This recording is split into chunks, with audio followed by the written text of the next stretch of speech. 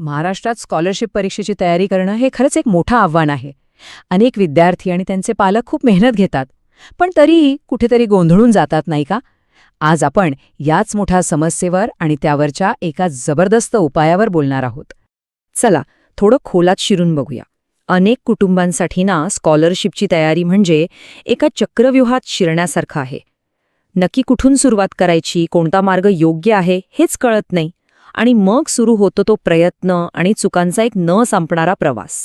एक गोष्ट कधी लक्षात आलीये का की आपलं ध्येय एकच असतं, मुलाला स्कॉलरशिप मिळवून द्यायची, पण त्यासाठी पालक म्हणून आपण हजारो वेगवेगळे प्रयोग करत बसतो.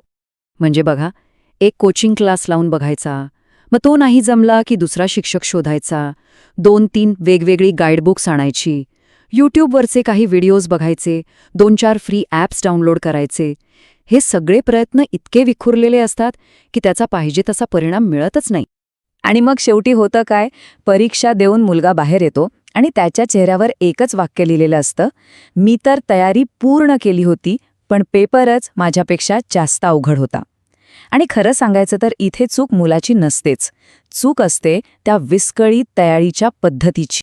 पण ही गोष्ट फक्त मार्कांवर किंवा निकालावर थांबत नाही. अपयशाची खरी किंमत खूप मोठी असते. ती थेट मुलाच्या आत्मविश्वासावर घाला घालते. खरं नुकसान ते 15,000 रुपयांचं बक्षीस न मिळण्याचं नसतंच.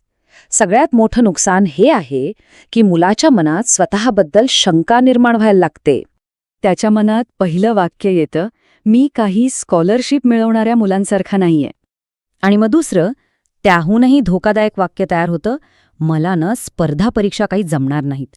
आणि हा विचार त्याच्या भविष्यातल्या अनेक महत्त्वाच्या निर्णयांवर परिणाम करू शकतो.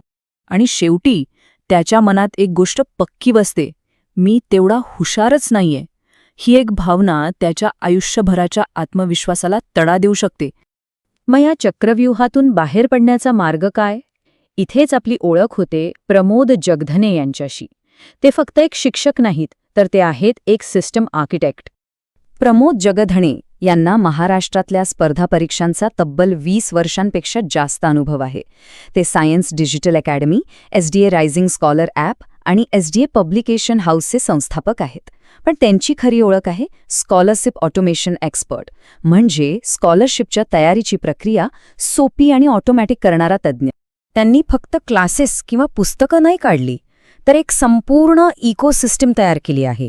एक अशी प्रणाली जी 5 मजबूत स्तंभांवर म्हणजे पिलर्सवर उभी आहे.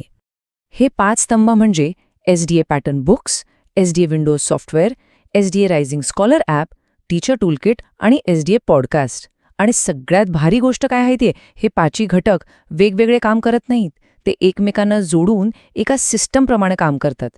आता बघा, पहिलं आहे SDA पॅटर्न बुक. ह्यात आणि सामान्य पुस्तकात जमीन आसमानाचा फरक आहे. सामान्य पुस्तक फक्त माहितीने पानं भरतं, पण SDA पॅटर्न बुक विद्यार्थ्याच्या विचार करण्याच्या पद्धतीलाच बदलतं. ह्यात माइंड मॅप्स, कन्सेप्ट मॅप्स आहेत, ज्यामुळे मुलं फक्त वाचत नाहीत, तर ॲक्टिव्ह होऊन प्रश्न सोडवतात. हे पुस्तक म्हणजे जणू मेंदूसाठी तयार केलेलं एक ब्लूप्रिंटच आहे. बरं, पुस्तकातून अभ्यास झाला, पण परीक्षेच्या हॉलमध्ये जो दबाव असतो त्याचं काय? त्याचसाठीच आहे दुसरा स्तंभ, SDA विंडोज सॉफ्टवेअर. हे सॉफ्टवेअर वहीपासून थेट स्क्रीनवर म्हणजे घरी बसल्या बसल्या परीक्षेच्या हॉलचं वातावरण तयार करतं. ह्या सॉफ्टवेअरमध्ये अगदी परीक्षेसारख्याच MCQ टेस्ट्स असतात. वेळ लावून पेपर सोडवायचा आणि पेपर सबमिट करताच लगेच निकाल समोर. ह्यामुळे काय होतं की मुलांची वेळ सांभाळण्याची, अचूक उत्तरं देण्याची क्षमता वाढते आणि परीक्षेच्या वातावरणाची भीती निघून जाते. आता तिसरा स्तंभ, अभ्यास करताना सगळ्यात मोठी अडचण कोणती येते? शंका आली तर विचारायचं कोणाला? तर ही अडचण दूर करतो SDA ॲप आणि त्यातला GPT डाऊट सपोर्ट. आता मी एकटा आहे, मला मदत करायला कोणी नाही, हे कारणच उरलेलं नाही. जणू काही एक हुशार शिक्षक कायम खिशातच आहे.